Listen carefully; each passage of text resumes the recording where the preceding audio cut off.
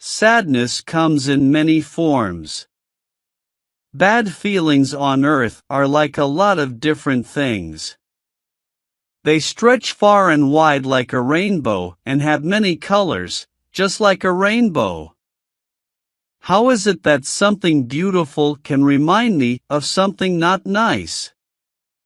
It's like taking something peaceful and making it seem sad. But in life, bad things can happen because of good things, just like how we can feel sad after feeling happy. My name is Aegeus, but I won't tell you my family's name. Our family has been known as dreamers, and there are many things that show this in our old, gray house. Our house is very old and special, and it looks different from other houses.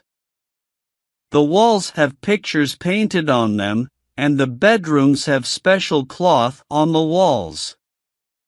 Even the armory has some special carvings. But what's most special is the room with old paintings, the library, and the books inside it. All of this shows that our family is different. I have memories from when I was very young, and they are connected to that room and the books inside it. That's where my mom died, and that's where I was born. But some people say that we only start living when we're born, and we don't have a life before that. Do you disagree? Let's not argue about it. I believe it, but I won't try to make you believe it. But I do have memories of things that are like ghosts, with eyes that have meaning and sounds that are both happy and sad. These memories are like shadows, they're not clear, they change, and I can't forget them as long as I'm thinking clearly. I was born in that room. So, after a long time of feeling like I didn't exist, I suddenly felt like I was in a magical place. It was like being in a dream palace filled with imagination and smart thinking. It's not strange that I looked around with big and excited eyes when I first got there. I spent my young days reading books and daydreaming. But what's really strange is that as I grew up and became a man, I was still living in my family's house. It's amazing how my life slowed down, and my thoughts changed a lot. The things in the real world seem like dreams to me, just like in a dream, and the wild ideas from my dreams became my whole life, not just something I thought about sometimes. Berenice and I were cousins, and we grew up together in my family's big house. But we grew up differently. I was often sick and felt sad, while she was full of energy and loved to play outside. She liked running on hills, and I liked studying in my quiet room. I spent a lot of time thinking deeply, while she enjoyed life without worrying about problems or how quickly time passed. I remember Berenice so vividly, especially how happy and beautiful she was when we were young. She looked like a fairy in the gardens of Arnheim.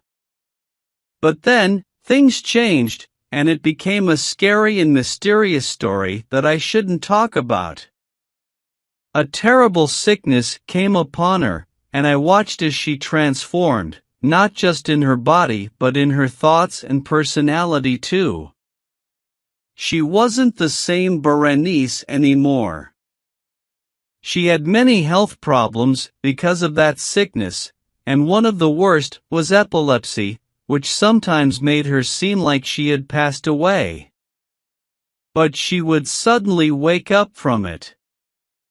Meanwhile, my own sickness, which I was told not to call anything else, got worse. It turned into a strange kind of obsession with paying too much attention to things. Maybe you won't understand, but it's hard to explain how intensely I focused on even the simplest things in the world. I used to spend a lot of time lost in thought. I'd focus on small things in books, like a picture or a word, or I'd stare at a shadow on the wall or the floor for hours. Sometimes, I'd stay up all night watching a lamp or a fire, and I'd spend whole days just enjoying the smell of a flower. I'd say the same word over and over until it didn't mean anything to me anymore. I could even make myself feel like I wasn't moving or existing by staying perfectly still for a long time. These were some of the strange things I did, because of my mental condition. It was a condition that's hard to understand or explain. But don't get me wrong. What I experienced wasn't just daydreaming like most people do. It wasn't a deep thinking or a normal daydreaming either. It was something very different. When people daydream, they get caught up in thinking about something interesting and forget about the real world.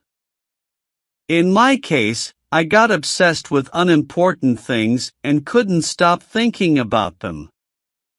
I didn't come up with many ideas or thoughts during these times. Instead, I kept going back to the same silly thing I started with. These thoughts weren't enjoyable, and when I finally snapped out of it, the silly thing I started with seemed incredibly important, even though it wasn't. In short, I was using my mind differently than most people do. For daydreamers, it's about thinking up interesting stuff. For me, it was all about paying very close attention to unimportant stuff. My books during this time were not helping my condition. They were full of strange and imaginative ideas, just like what was happening in my head. I remember reading an Italian book. These books had puzzling ideas that I couldn't stop thinking about. So, my mind was like a sturdy cliff that only wobbled when something small happened. It was like that ocean rock Ptolemy Hephaestion talked about, which stayed strong against everything except a delicate flower called asphodel. You might think that the big change in Berenice's character because of her sickness would give me lots to think about, given my unusual way of thinking, but it didn't. When I had moments of clear thinking, her suffering made me sad. I felt deeply hurt by how her happy life had been completely ruined, and I wondered a lot about how such a strange change had happened so suddenly. But these thoughts were not like the strange and intense thinking I usually did. They were thoughts that anyone would have in the same situation. Even when she was at her most beautiful, I never really loved Berenice. My feelings weren't about the heart, but the mind. I saw her at different times, early morning, in the forest shadows, or in my quiet room at night. But I saw her as if she were a dream, not a real person. I didn't see her as someone from the earth, but as an idea of someone. I didn't admire her, I tried to understand her. I didn't love her, I thought deeply about her. And now, when she was with me, I felt scared and turned pale. But, thinking about how she had loved me for so long and feeling sorry for her in her sad state, I made a big mistake and talked to her about getting married. Then, the time for our wedding was getting closer. One winter afternoon, on one of those strangely warm and misty days, I was in the library's inner room, or so I thought. But when I looked up, Berenice was in front of me. I couldn't tell if it was my imagination or the misty day or the dim light in the room or the gray curtains around her that made her look blurry and unclear. She didn't say anything, and I couldn't speak even if I wanted to.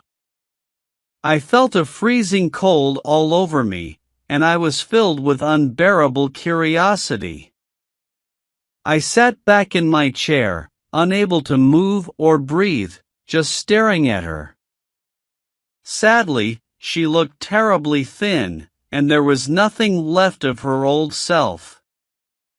Finally, my eyes fixed on her face.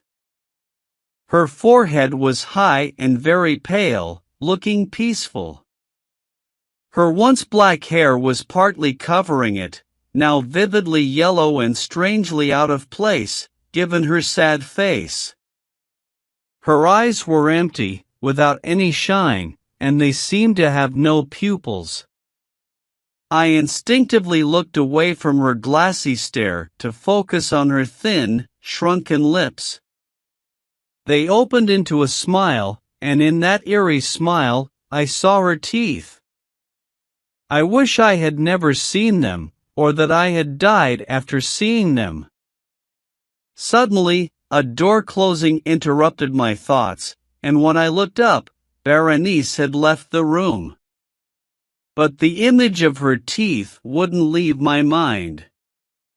They were perfect, not a single flaw in their white surface, no imperfections in their edges. I could see them clearly in my memory. The teeth were all I could think about. Everything else faded away. They were the only thing I saw in my mind. I wished for them with a crazy desire. Everything else became unimportant. I held them up to the light, examined them from every angle, and thought about their unique features. I imagined they had feelings, even without her lips, and could express emotions. Madame Sell once said, all her steps were feelings, and I believed that Berenice's teeth were all thoughts. Thoughts. That was the insane idea that drove me mad. Thoughts. That's why I wanted them so badly. I believed that having them would make me sane again. The evening went on like this, and then darkness came. The next day dawned, and the darkness of a second night gathered around me. I sat there, still as a statue, lost in my thoughts, and the image of the teeth wouldn't let go of me. Finally, I heard cries of fear and shock in my dreams, followed by troubled voices and sad moans. I got up and opened the library door, and there was a servant girl in tears. She told me that Berenice had passed away. She had an epilepsy attack in the morning, and now, as night fell, they were ready to bury her. All the preparations for her burial were finished. I found myself sitting in the library, all alone again. It felt like I had just woken up from a confusing and scary dream. I knew it was now midnight, and I knew that they had buried Berenice since the sun had set. But I couldn't remember what happened in the time in between. My memory of it was full of horror, and it was even scarier because it was all so unclear. It was like a terrible page in the story of my life, filled with dim and terrifying memories that I couldn't understand. I tried to make sense of it, but I couldn't. And every so often, like the ghostly echo of a scream, I heard the loud and piercing cry of a woman's voice in my ears. I had done something. What was it? I asked myself aloud, and the faint echoes of the room answered back, what was it? There was a lamp burning on the table next to me, and there was a small box nearby. It wasn't anything special, and I had seen it before because it belonged to the family doctor. But why was it there on my table, and why did I feel so uneasy looking at it? I couldn't explain these things. My eyes then dropped to a book that was open, and there was a sentence underlined. It was a simple line from a poet. They told me, my friends, that if I visited my lover's grave, my cares would be somewhat eased.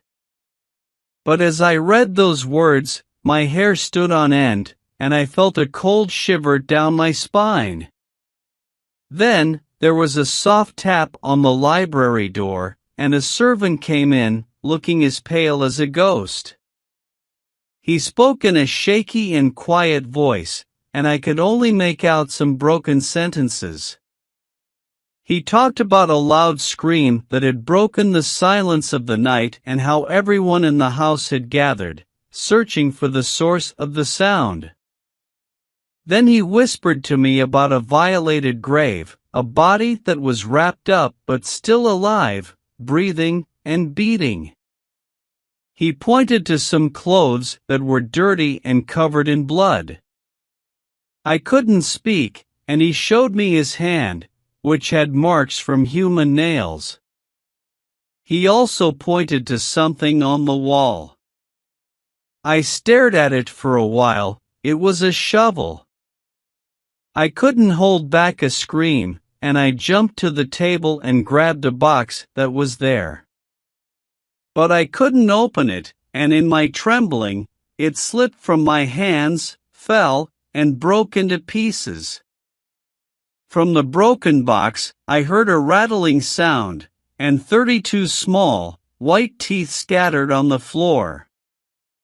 They were dental tools used by a dentist.